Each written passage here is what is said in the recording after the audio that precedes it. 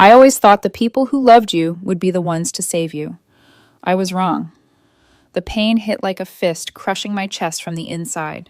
I couldn't breathe. My vision blurred. I reached toward my sister and whispered, "Please, call 911." She looked at me with disgust and snapped, "Stop overreacting. You're doing this for attention." Then she grabbed my phone and slammed it face down on the table. I remember the cold, hardwood floor against my cheek.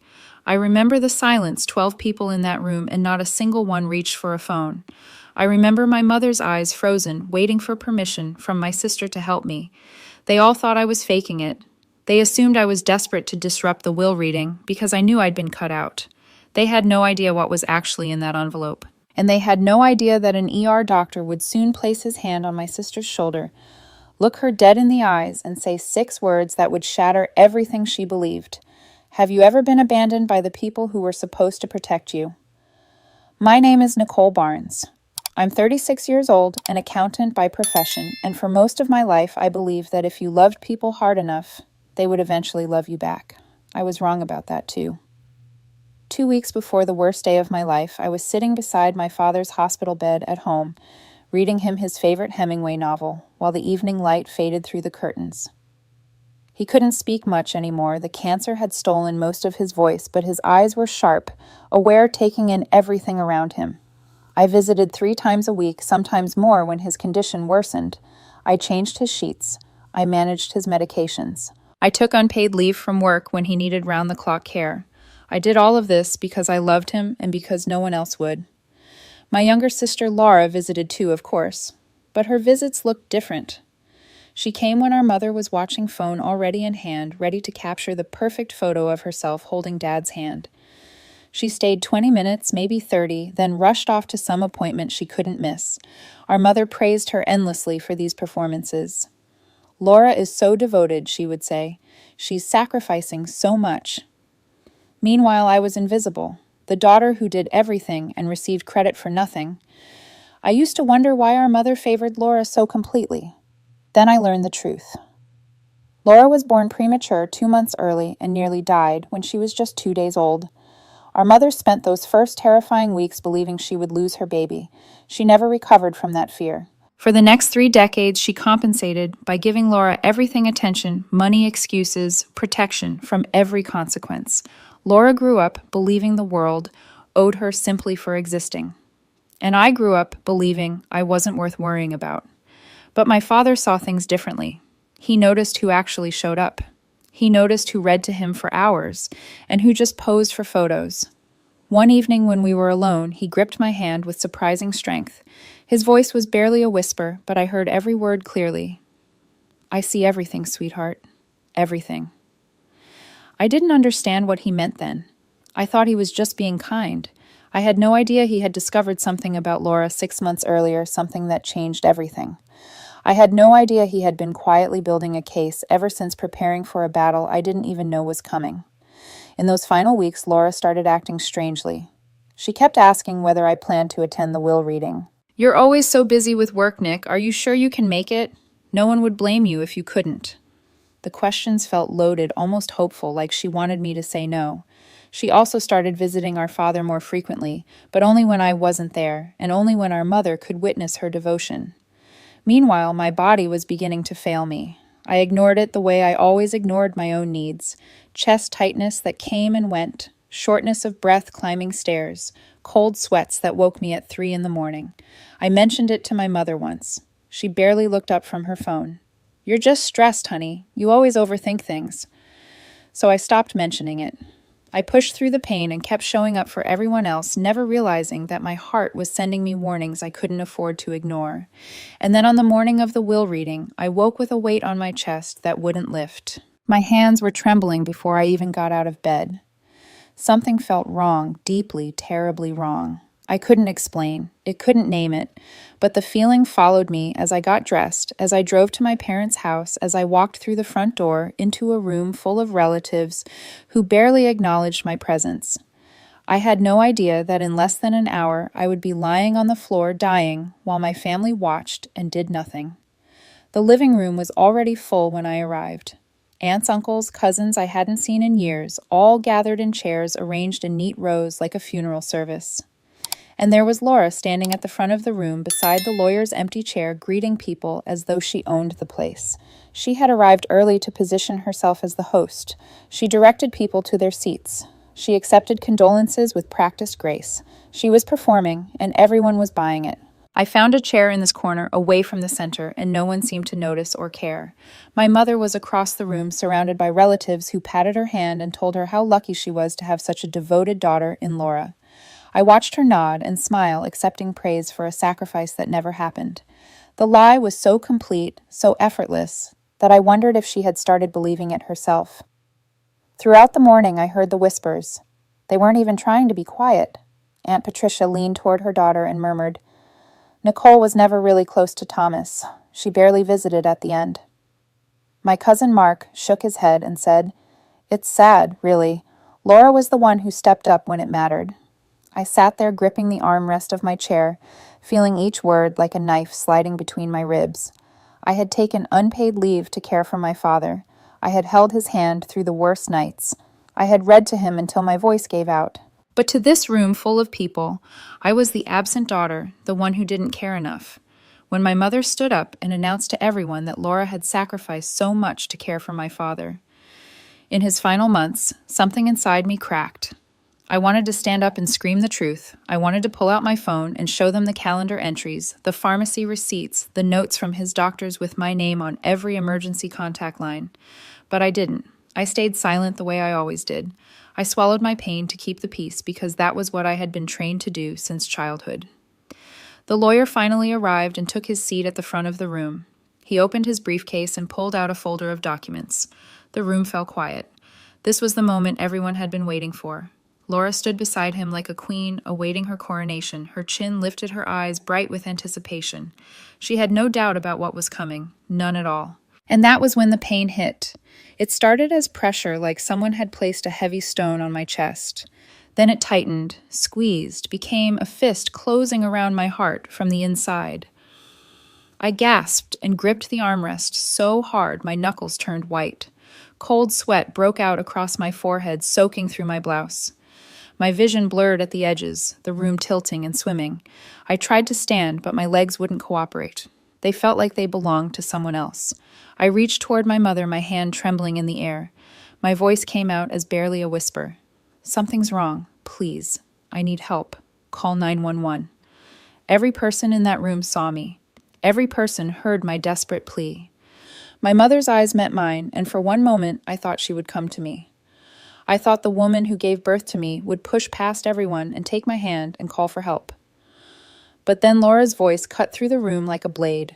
"Oh, stop it, Nicole. Stop overreacting." And her face twisted with contempt as she marched toward me. "You're doing this for attention because you know Dad left everything to me. You can't stand that he finally saw through you." I tried to reach for my phone on the side table, but Laura was faster. She grabbed it before I could silence it with a single swipe and slammed it face down on the coffee table, pushing it out of my reach. Then she turned to our mother, her voice firm and commanding. "Don't call anyone, Mom. She's faking it. If she makes a scene, we'll have to delay this whole thing. Just ignore her."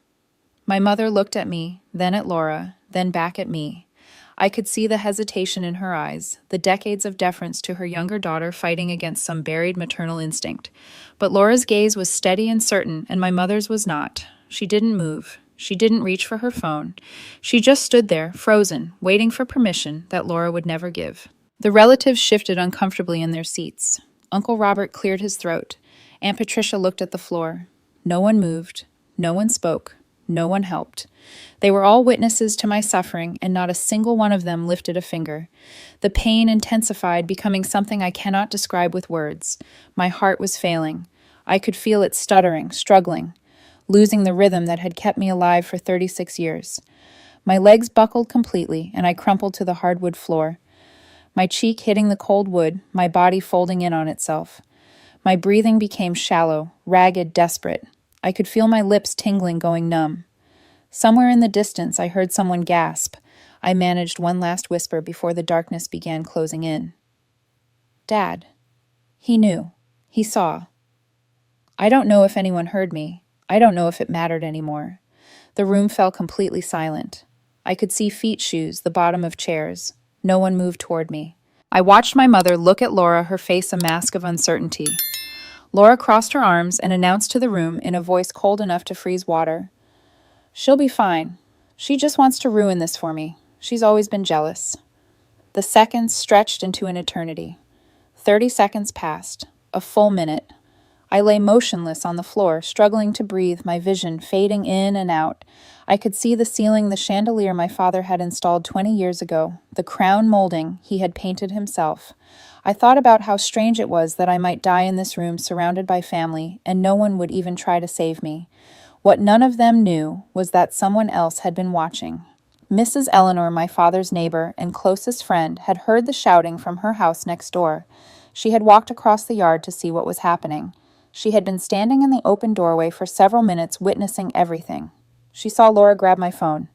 She heard Laura tell our mother not to call for help. She watched my body hit the floor while a room full of relatives did nothing.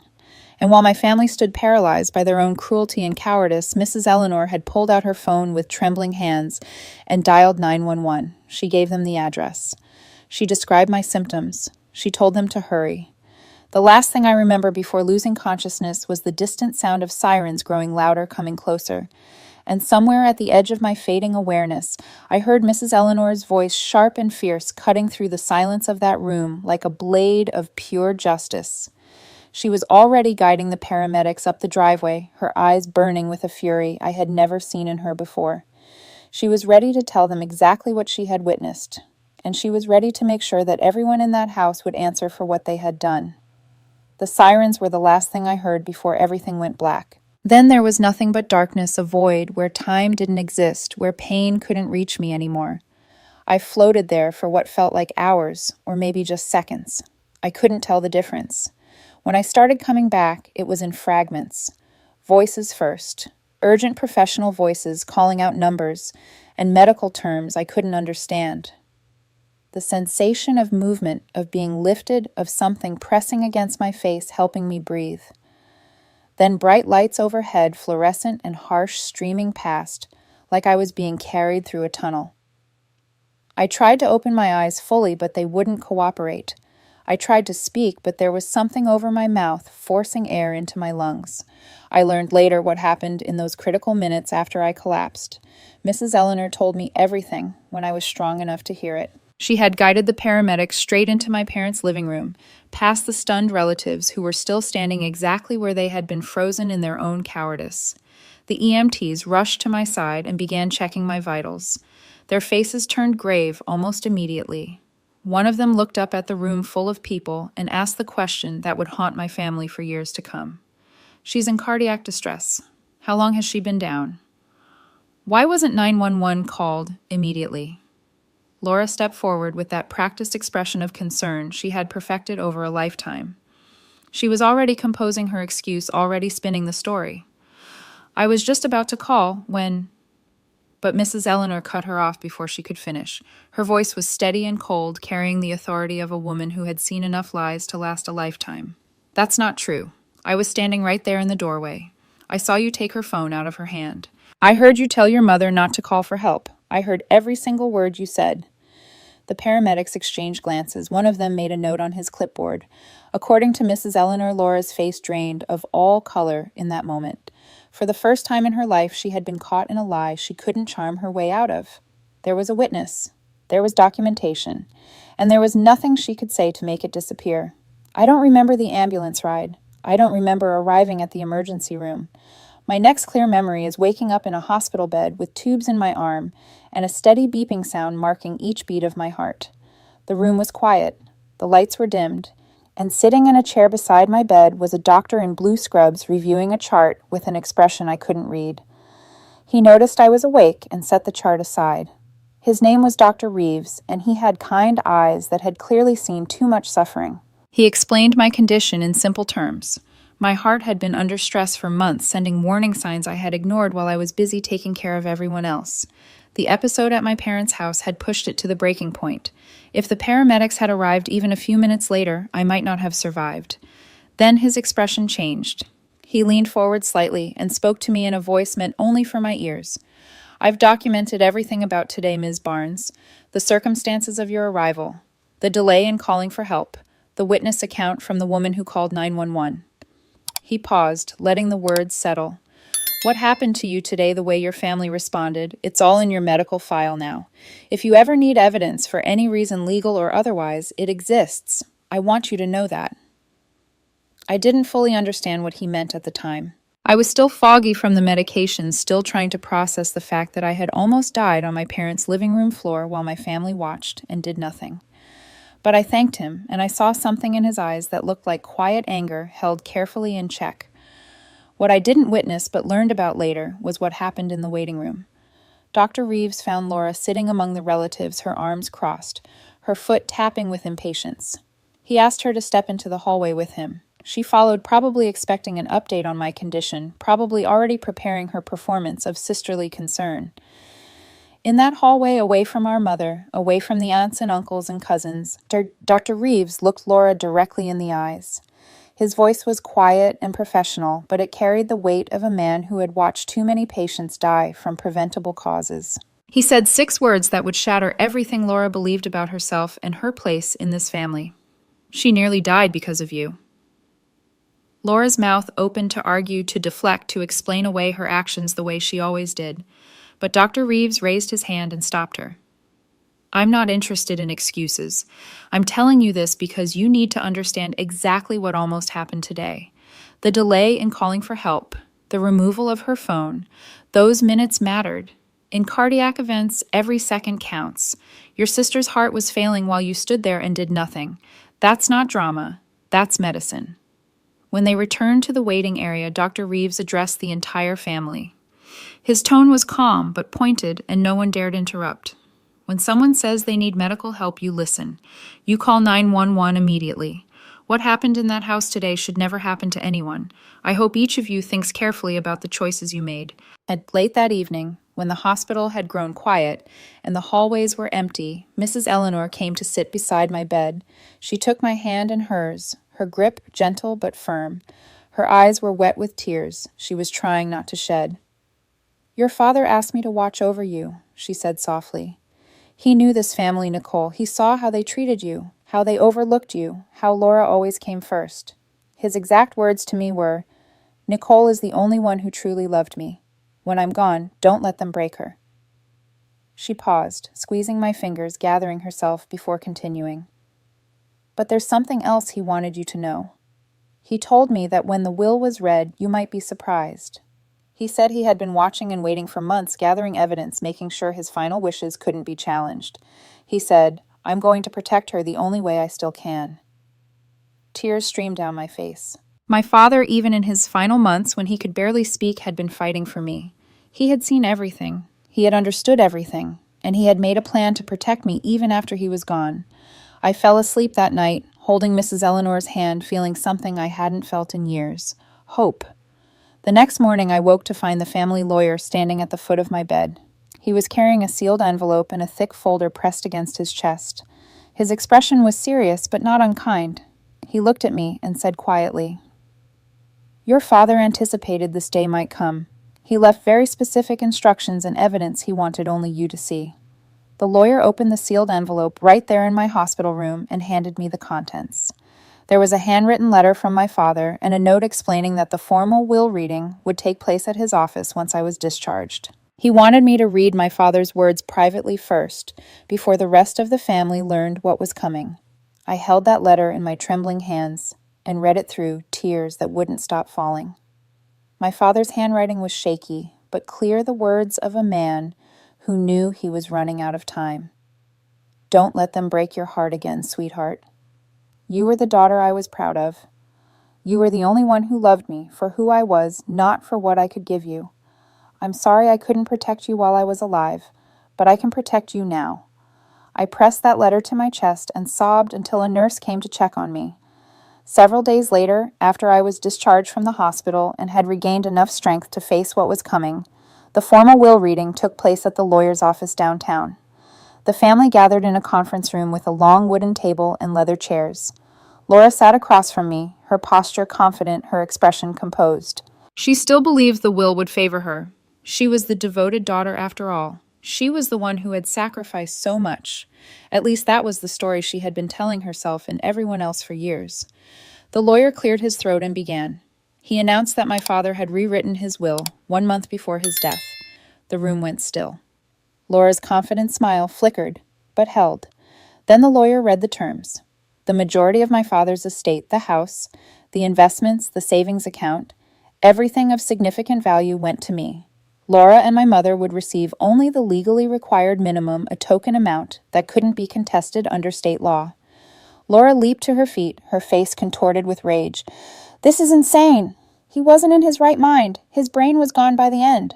Everyone knows that. He had dementia. He didn't know what he was signing." She looked around the room, expecting support, expecting the relatives to back her up the way they always had. The lawyer remained calm, completely unruffled by her outburst. "Actually, Ms. Barnes, your father anticipated you might make that claim. That's why there's more." He opened the thick folder he had been carrying and began to explain. 6 months before his death, my father received a phone call from his bank. Someone had attempted to withdraw $30,000 from his savings account using a forged signature. The bank's fraud department had flagged the transaction and rejected it. They provided my father with full documentation, including a professional handwriting analysis. The lawyer paused and looked directly at Laura. "The analysis identified you as the forger, Ms. Barnes." The room went completely silent. I watched Laura's confident expression crumble like a mask falling away to reveal something ugly underneath. Her mouth opened and closed, but no words came out. For the first time in her life, she had nothing to say. The lawyer continued, his voice steady and professional. "My father hadn't confronted Laura about the forgery. He was afraid of what she might do if she knew he was aware. Instead, he spent the next 5 months quietly watching her, gathering additional evidence and taking steps to ensure his final wishes couldn't be challenged. He consulted with 2 independent physicians who examined him and certified in writing that his mental faculties were completely intact. He had 3 witnesses present when he signed the new will, all of them respected members of the community with no connection to the family. He told the lawyer, 'I want to make sure Laura can never claim I didn't know what I was doing.'" The lawyer looked at Laura with something close to pity. "He knew exactly what he was doing, Ms. Barnes. He just wanted to see if you would confess, if you would show any remorse for what you tried to do. You never did." But that wasn't all. The lawyer then presented Mrs. Eleanor's formal written statement, a detailed eyewitness account of what happened the day I collapsed. Every word Laura had said was documented. "Don't call anyone. She's faking it. If she makes a scene, we'll have to delay this."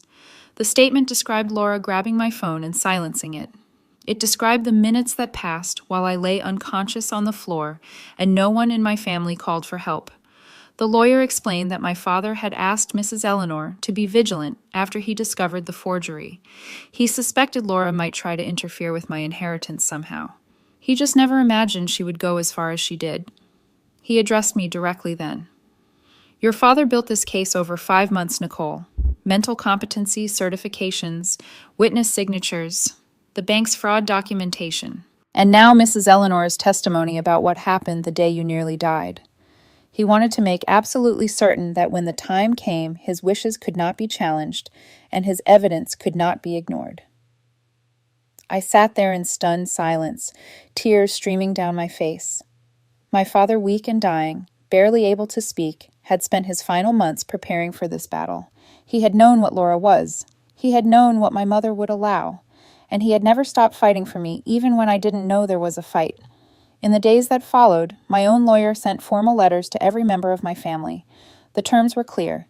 If anyone contested the will or attempted to contact me without my explicit permission, all evidence would be submitted to police and released to local media.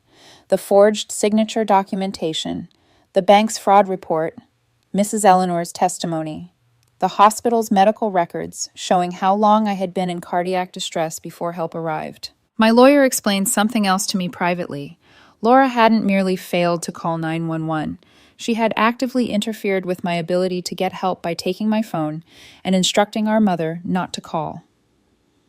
"In most states, there's no legal duty to help a stranger," he said, "but actively preventing someone from accessing emergency services is different. That's interference. Combined with the forgery, if you wanted to pursue criminal charges, you have a very strong case. I told him I would think about it. I wasn't ready to make that decision yet. Within days, word spread through our small Connecticut community. These things always do. Laura's employer, a regional insurance company where she had worked for 8 years, placed her on administrative leave pending an internal review. The relatives who had spent years praising her devotion and criticizing my absence suddenly stopped returning her phone calls. The reputation she had carefully constructed over a lifetime, the dutiful daughter, the family caretaker, the one who sacrificed everything, collapsed into dust. My mother called me once during that week. Her voice was barely recognizable, broken in a way I had never heard before. I heard what she said, Nicole. Laura told me not to help you, and I listened. My own daughter was dying on the floor, and I just stood there. I'll never forgive myself. I didn't know what to say to her, so I said nothing. I wasn't ready to forgive her either. I didn't know if I ever would be. 3 days later, there was a knock at my apartment door. I opened it to find Laura standing there, her mascara streaked down her cheeks, her voice cracking, her hands trembling at her sides. She looked like she hadn't slept in days. She looked like someone whose entire world had collapsed around her. She had come to beg for mercy. But I had already made my decision, and it wasn't the forgiveness she was praying for. Laura stood in my doorway, looking like a ghost of the woman she used to be. Her designer clothes were wrinkled, as if she had slept in them. Her eyes were swollen and red from days of crying. Her hands trembled at her sides. She had lost weight, and not in a healthy way. The confident sister who had commanded that living room, who had grabbed my phone and told our mother to let me die, was gone. In her place stood someone desperate and broken. "Please, Nicole," she said, her voice cracking on every word. "I'm going to lose everything. My job, my reputation, everything I've built. You're my sister. We're blood. You have to forgive me. You have to make this stop." I stepped aside and led her into my apartment. I gestured to the couch, and she sat down, perching on the edge like she might need to run at any moment. I took the chair across from her and looked at her for a long moment before speaking. My voice was calm and steady, unmoved by her tears. "I'm not going to press criminal charges for the forgery," I said, "and I'm not going to release Mrs. Eleanor's testimony to the media." Laura's face flooded with relief. Her shoulders sagged. She started to thank me, started to reach for my hand, but I wasn't finished. "Here are my conditions," I continued, and I watched her relief freeze into uncertainty. "You will complete a full therapy program, not 4 sessions, not 8 sessions, a real program at least 6 months with a licensed therapist who specializes in family trauma. You will sign a written statement acknowledging exactly what you did, the forged signature, the lies you told about me to our relatives, and what you said and did while I was dying on that floor." I paused to let the words settle. "And you will never contact me again unless I reach out first. No calls, no texts, no showing up at my door. If you violate any of these conditions, everything goes to the police. The forgery documentation, the hospital records, Mrs. Eleanor's statement, all of it." Laura's face transformed from relief to outrage in the span of a heartbeat. "That's not fair. After everything. After all we've been through as sisters, you're just going to throw me away. You're going to hold this over my head forever." I felt something shift inside me. For 36 years, I had swallowed my anger to keep the peace. I had stayed silent while Laura took credit for my sacrifices. I had smiled through the pain of being invisible in my own family. But I wasn't that woman anymore. I had died on that living room floor, and someone stronger had woken up in the hospital. My voice sharpened. "Fair, you want to talk to me about fair. You looked at me on the floor, struggling to breathe, my lips turning blue, and you told Mom to let me die, so you could delay a will reading. You took my phone out of my hand so I couldn't save myself. You stood there with your arms crossed while I was dying and told everyone I was faking it." I leaned forward. "You don't get to talk to me about fair, Laura. These are my terms. Take them or leave them." She took them. She didn't have a choice. I learned later what happened in her therapy sessions. Not from Laura herself, but from the therapist's summary that was required as part of our agreement. In those sessions, Laura was finally forced to examine the root of her behavior. She couldn't charm her way out. She couldn't spin a story. She had to sit with the truth of who she was and what she had done. And eventually the truth spilled out. Not as an apology, not as a plea for understanding. Just raw, ugly honesty that had been buried for decades. She told her therapist, "I always knew Nicole was the better person. Dad loved her more. I could see it in his eyes every time she walked into the room. He looked at her the way he never looked at me. I've hated her for it my entire life. I thought if I could just win, if I could take everything that was supposed to be hers, it would prove that I mattered, that I was worth something, that I deserved to be loved too." She broke down completely. But I wasn't trying to be better than her. I was just trying to destroy her, because if I couldn't have what she had, I didn't want her to have it either. It wasn't redemption. It wasn't healing. It was simply the poison being named, dragged into the light where it could no longer hide.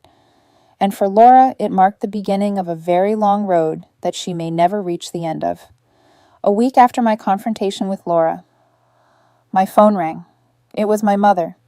Her voice was barely recognizable, broken and exhausted, emptied of the confident authority she had wielded my entire life.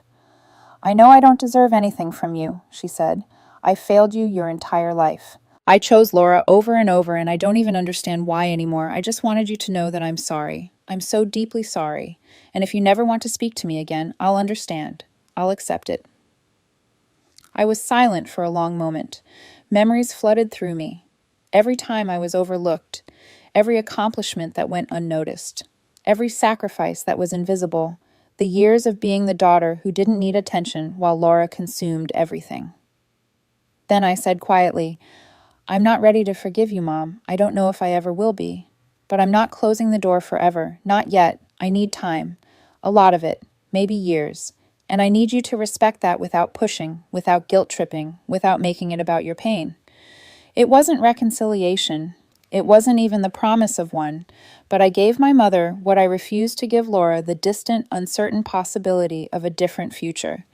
Because unlike Laura, our mother was weak, not malicious. And I knew the difference. In the weeks that followed, I sold my old apartment and moved to a small cottage 3 streets away from Mrs. Eleanor. The woman who saved my life became my true family. We had Sunday dinners together. We took morning walks in the park. She saw me, valued me, chose me. For the first time in 36 years, I learned what it felt like to be prioritized. Using a significant portion of my inheritance, I established a scholarship fund in my father's name through the American Heart Association. The fund provides financial assistance to heart patients who lack insurance, people who might be ignored when they need help the most. Mrs. Eleanor was the first to contribute. At the small dedication ceremony, I unveiled a memorial plaque with an inscription I wrote myself for Thomas Andrew Barnes, who saw everything and loved anyway. Standing before the small crowd, I read a few words I had prepared. My father couldn't speak much in his final months, but he didn't need words to show me who he was. He watched, he protected, he planned, and even after he was gone, he was still fighting for me. This fund is my way of continuing his fight, helping people who have no one in their corner the way he was always in mine. 6 months later, I received a letter from Laura. It was 4 pages long, filled with explanations, justifications, childhood memories, and pleas for reconciliation. I recognized her handwriting. I felt the weight of the envelope. I opened it, read the first paragraph, and stopped. Then I folded the letter carefully, placed it in a drawer beside my father's last note, and closed it. I didn't need Laura's explanations. I didn't need my mother's guilt. I didn't even need the inheritance, though it had given me a freedom I had never known before. What I needed, what I had spent 36 years searching for, I had finally found. A life where I wasn't invisible, a family that chose me, and the unshakable knowledge that my father, in the end, had seen me, truly seen me, and loved me exactly as I was. That was enough. That was everything. If Nicole's story touched something deep in your heart today, I want you to know that you are not alone. So many of us have lived some version of this pain. We have been the invisible ones in our own families, the ones who gave everything and received nothing in return. We have swallowed our hurt to keep the peace, smiled through the neglect, and wondered in our quietest moments if anyone would ever truly see us for who we are. But here is what Nicole's journey teaches us, and I hope you carry this with you long after this story ends. Your worth is not determined by the people who fail to recognize it, the family that overlooks you, the siblings who compete with you, the parents who favor someone else. Their blindness does not diminish your value. It reveals their limitations, not yours. You are not invisible. You have simply been surrounded by people who refuse to open their eyes. Nicole did not win because she inherited her father's estate. She won because she finally stopped accepting less than she deserved. She learned that forgiveness does not mean giving someone permission to hurt you again. She discovered that setting boundaries is not cruelty, but wisdom. She understood that walking away from toxic relationships is not abandonment, but survival. And most importantly, she found the courage to build a new life with people who actually chose her, who saw her worth, without her having to prove it over and over again. If there is someone in your life who has made you feel small, who has dismissed your pain, who has taken your sacrifices for granted while celebrating someone else, I want you to hear these words clearly. You are allowed to walk away. You are allowed to protect your peace. You are allowed to stop giving your heart to people who treat it carelessly. You are allowed to choose yourself after decades of choosing everyone else. That is not selfishness. That is self-respect. And it is never too late to claim it. Nicole was 36 when her life changed. But this truth applies whether you are 36 or 56 or 76. Every single day you have the power to decide that you will no longer shrink yourself to fit into spaces where you were never valued. Every single day you can choose to be your own family, your own protector, your own champion. Thank you for staying with me through this entire story. If Nicole's journey resonated with something in your own life, I would love to hear about it in the comments below. Have you ever been the overlooked one in your family? Have you ever had to set painful but necessary boundaries with people you loved? Your experience might be the encouragement someone else desperately needs to hear today. Our community grows stronger when we share our truths with each other. And if this is your first time joining us, please consider subscribing to our channel and turning on notifications. We share stories like this every week, stories about resilience, justice, and the quiet strength it takes to reclaim your life. Until next time, remember this. You deserve to be seen, you deserve to be loved, and you are never too old to finally put yourself first.